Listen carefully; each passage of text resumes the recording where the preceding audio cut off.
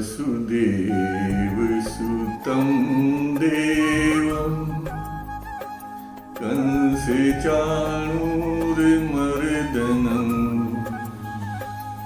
देवकी परमानन्दं कृष्णं वन्दे जगद्गुरुं। ओम।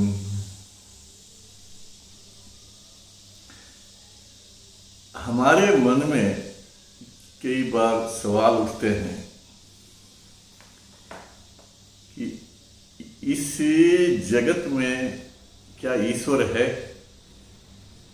क्या इस जगत को बनाने वाला कोई है? और ये क्या ईश्वर और जगत अलग अलग है? इस तरह से कई सवाल पैदा होते हैं। कई शास्त्रों में, कई धर्मों में जवाब भी है भिन्न भिन्न। ये जो जवाब है ना, यही मनुष्य में ईश्वर की भ्रांतियां उत्पन्न करते हैं। जब बच्चा होता है, जब वो जगत में पहली बार आता है, तो इस जगत को वो बड़े विस्मय से देखता है। पेड़ पौधे, धरती, आदमी, पशु, आकाश, नदियां, पर्वत, सब उसके लिए विस्मयकारी होती है। ये क्या है? और वो बहुत खुश होता है, वो बहुत अचंभित होता है। लेकिन धीरे धीरे जो ज्ञान रूपी इंफॉर्मेशंस मिलती है आदमी को, माँ बाप के द्वारा, स्कूल के द्वारा, पुस्तकों के द्वारा, शास्त्रों के द्वारा, धर्म गुरुओं के द्वारा और विज्ञान के द्वारा भी, ये इंफॉर्मेशंस आदमी के मस्तिष्क में जमा होती रहती है। और वो जो अचंभा होता है ना इस सृष्टि के प्रति, वो मिट जाता है। और ये व्यक्ति एक इन सवालों का उत्तर बना लेता है कि ये कोई कहता है ईश्वर होता ही नहीं है, कोई कहता है कि ईश्वर इस जगत से परे होता है क्योंकि वो ये जगत को बनाने वाला होता है। कोई कहता है इस जगत में ही ईश्वर है, कण कण में ही भगवान है। कोई कहता है कि ईश्वर के अंदर जगत समाया हुआ है, जबकि सत्य तो एक होता है, अलग अलग सत्य तो होते नहीं। तो ये सारी इंफॉर्मेशंस जो हमें मिलती है, और ये इंफॉर्मेशंस आदमियों ने ही तैयार की है। कहीं से कोई ईश्वर ने किसी को दूत बना करके और ये जो इंफॉर्मेशन नहीं भेजी है, या ईश्वर ने जन्म लेकर के ये इंफॉर्मेशन नहीं बताई है। जितनी भी आपके पास में इंफॉर्मेशंस है, चाहे देवदूत हो, चाहे अवतार हो, चाहे गुरु हो, चाहे ऋषि हो, चाहे कोई भी हो, वैज्ञानिक हो, इंफॉर्मेशंस उनके द्वारा बनाई गई है। उनके मस्तिष्क ने जिस जिस प्रकार की चीजें देखी है, सोची है, समझी है, वह उन्होंने दूसरों को दी है। तो ये जरूरी नहीं कि किसी दूसरे के मस्तिष्क में जो चीज पैदा होती है वो सत्य हो। आपके लिए हो सकता है वो उसके लिए सत्य हो, लेकिन आपके लिए सत्य हो नहीं, जरूरी नहीं। भगवान श्री कृष्ण ने कुरुक्षेत्र में अर्जुन को उपदेश दिया, गीता का दिया। कृष्ण के सानिध्य में अर्जुन ने उपदेश लिया, और वो पहला उपदेश लिया।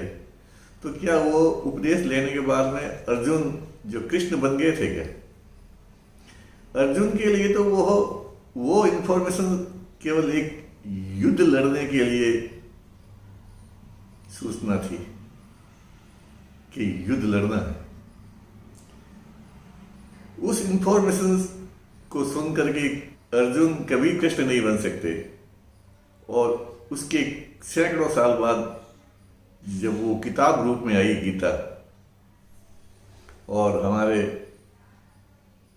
पंडितों ने, कथावाचकों ने उस गीता के कई उपदेश दिए, गुरुओं ने कई उपदेश दिए, तो क्या उपदेश सुनने वाले जो कृष्ण बन गए?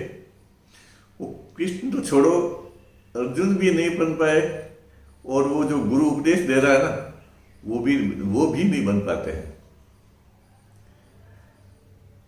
यदि राम सबसे महत्वपूर्ण होते तो कृष्ण राम बनने की कोशिश करते, वो कभी कृष्ण नहीं बनते। लेकिन वो कृष्ण थे, वो राम थे, वो भी सत्य थे, राम भी सत्य थे, कृष्ण भी सत्य है, और आप भी सत्य हो। आप इन बाहरी इंफॉर्मेशन को सत्य मान के मत चलो, आप खुद सत्य हो। तो जो आप हैं ये तो सत्य है ना।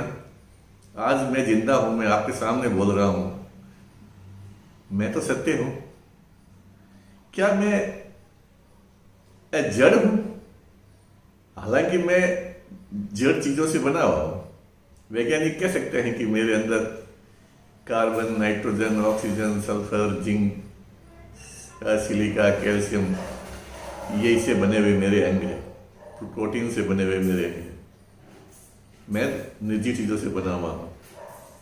लेकिन क्या जो मैं बोल रहा हूं, जो मैं कह रहा हूं, वो क्या है? वो यदि है तो वैसा ही कुछ ईश्वर है। जैसे मैं आपके सामने बोल रहा हूं, वैसे ब्रह्मांड आपके सामने बोल रहा है। यह है कि मेरी भाषा, मेरी लिपि आपके समझ में आती है।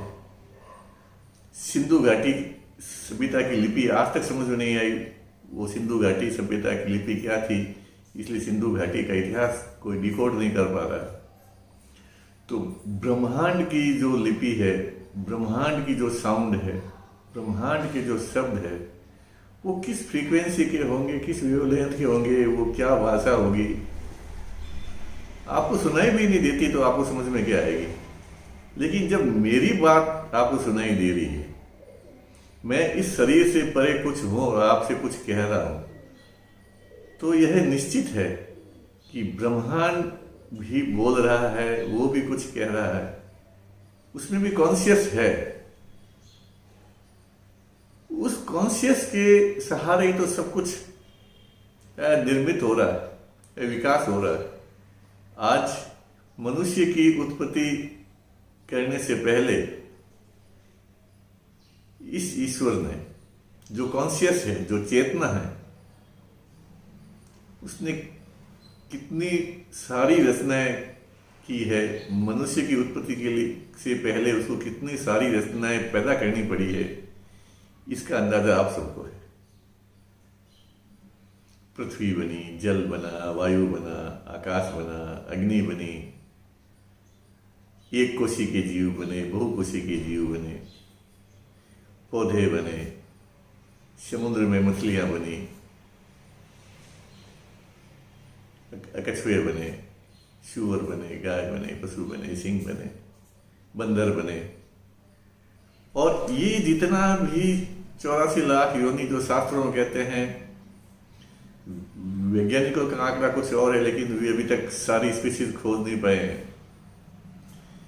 इन 84 लाख योनियों के बाद में मनुष्य योनि बनी है।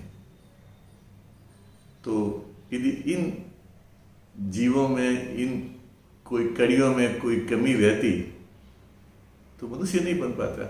मान लो सबसे लास्ट वाला मान लो कि यदि बंदर नहीं बन पाता तो क्या मनुष्य बनना संभव था क्या? कतई नहीं। तो ये सब कुछ चल रहा है, अपन तो देख रहे हैं कि ऑटोमेटिक हो रहा है। विज्ञान की थ्योरी ये है कि पहले डीएनए बना, वो बना, सब कुछ चलता रहा। लेकिन विज्ञान ने अभी तक कॉन्शियस नाम की चीज को अभी तक खोज नहीं पाई है। तो ये खोजी नहीं जा सकती, क्योंकि मैं मुझे कैसे खोज सकता हूं? मैं अपने आप को कैसे खोज सकता हूं? जो चीजें मेरे से बाहर है उन चीजों को तो मैं खोज सकता हूं, देख भी सकता हूं, सुन भी सकता हूं, लेकिन मैं अपने को कैसे खोज सकता हूं? सवाल यह है। जिस दिन हम अपने को खोज लेंगे, अपने को महसूस कर लेंगे, उस दिन ऐसा लगेगा कि मैं शरीर नहीं हूं, मैं ब्रह्मांड हूं। गीता में 18वें अध्याय में कृष्ण ने अर्जुन को यही झलक दिखाई थी। वो झलक कृष्ण खुद ऐसे नहीं बने थे जैसा हम चित्रों में देखते हैं कि इतने हाथ, इतने मुंह, और वो पृथ्वी आ रही है, चंद्रमा उसके मुंह में है। ऐसा कुछ नहीं था। अर्जुन को एहसास कराया था कि मैं कौन हूं, मैं क्या हूं और मेरा विस्तार कितना है। हम सीमित हैं। सीमित व्यक्ति कभी विराट को प्राप्त नहीं कर सकता। तो एक छोटा सा सूत्र है, यदि आपको विराट बनना पड़ेगा तो सीमितता छोड़नी होगी। और सीमितता छोड़ने का एक छोटा सा सूत्र है, अंदर प्रेम के भाव पैदा करने पड़ेंगे। प्रेम ये LOVE लव वाला नहीं, या पत्नी वाला प्रेम नहीं, स्त्री पुरुष वाला प्रेम नहीं, बाल बच्चों वाला प्रेम नहीं, मेरे राष्ट्र से प्रेम नहीं, मनुष्य मात्र से प्रेम नहीं, जीव से प्रेम नहीं। ये प्रेम नहीं है, ये छिछला प्रेम है, सीमित प्रेम। प्रेम एक फैलाव है आदमी का। वो फैलाव जितना विस्तृत होता रहेगा, आदमी अपने आप को विस्तार होता हुआ पाएगा और अंत में वो एक ब्रह्मांड की अनुभूति करेगा। उसके बाद वो इतना फैल जाएगा कि उसका छोटा होना संभव नहीं है। इसी को मुक्ति कहते हैं। इसी को परम में लीन होने का कहते हैं। यह लीन जीते जी सशरीर भी हो सकते हैं, और मरने के बाद जो कॉन्शियसनेस है वो अपनी बात किसी को कह नहीं सकती है। वो वायरस के बारे में वैज्ञानिक बताते हैं कि जब वायरस किसी कोशिका के अंदर होता है तो वो मल्टीप्लिकेट होता है, उसके अंदर जीवन की क्रियाएं दिखती है, जीवन के चिन्ह दिखते हैं, लक्षण दिखते हैं। लेकिन जब वो वायरस उस कोशिका से बाहर होता है ना, तो वो निष्क्रिय जड़ चीज होता है, एक जस्ट प्रोटीन का पीस। इसके अलावा वायरस कुछ नहीं होता है। मनुष्य जब शरीर के अंदर है, जो चेतना शरीर के अंदर है, तो उसमें जीवन के लक्षण दिखाई देते हैं। और जब चेतना शरीर से बाहर आ जाती है, फिर उसमें जीवन के लक्षण नहीं दिखाई देते हैं, उसको हम जीवन नहीं कह सकते हैं। तो हमारे अंदर जो चेतना है वो विराट की कॉन्शियस है, कोई छोटी मोटी चीज नहीं है। लेकिन जो मन है, हमारा जो मन है, जो अन्न से बनता है, ऐसी इंफॉर्मेशन है। मन को भी समझना कोई आसान नहीं है कि ये मन कैसे बदलता है, लेकिन पर्यावरण का मन पर बहुत प्रभाव पड़ता है, ये तय है। आज हम देखते हैं देश में राजनीति ने लोगों की मन इतने खराब कर रखे हैं कि संकीर्ण से संकीर्ण बनाते जा रहे हैं, धर्म में, जाति में। इसके ऊपर सोचने की बात है कि जितने भी आज इंफॉर्मेशंस हमारे मनों में लोड की जाती है, डाली जाती है, केवल वोट लेने के लिए। वोट मिलेगा तो भी तुम क्या कर लोगे? एक ऐसा राजनेता जो सुपर मोस्ट पोस्ट पे पहुंच गया, उसको मौत भी आराम से नसीब नहीं हुई, तो वोट से क्या मिल गया? और उसने उस वोट को पाने के लिए, उस पद को पाने के लिए कितने मनुष्यों के दिमाग में जहर भरा। एक धर्म का नुमाइंदा, उसने मनुष्यता में कितना खून खराबा दिया, हम कल्पना नहीं कर सकते।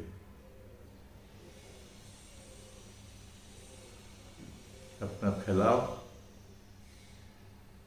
करोगे, सीमा से बाहर निकलोगे, तो खुद को पाओगे। अहम ब्रह्मास्मि।